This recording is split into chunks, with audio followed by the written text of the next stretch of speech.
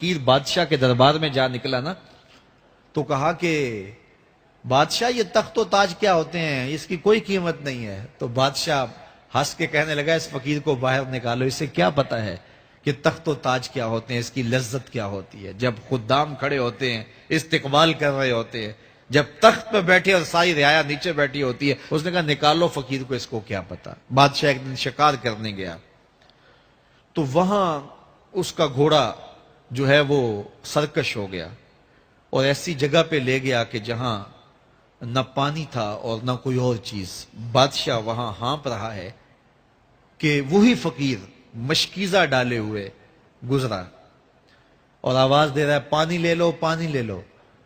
بادشاہ کی تو موت واقع ہونے والی تھی، آخری ہچکیاں تھی، تو اس نے آواز دی پانی۔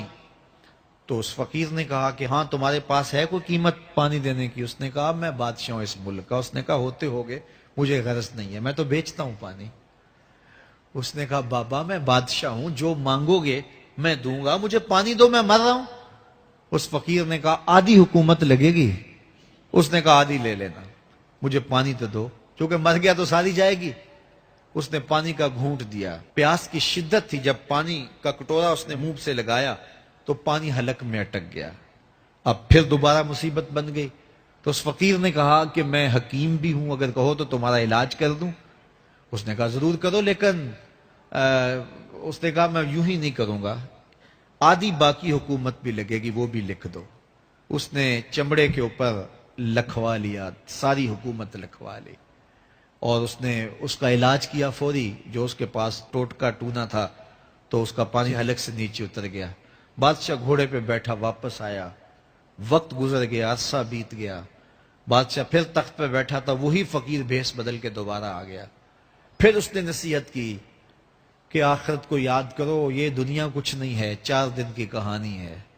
بادشاہ نے کہا تو میرا خیال ہے پہلے بھی کبھی آیا تھا، تو نہیں سمجھتا تخت و تاج کی لذت کیا ہے۔ اس نے کہا اس کی کوئی قدر و قیمت نہیں ہے، چھوڑ اسے، آخرت سب کچھ ہے۔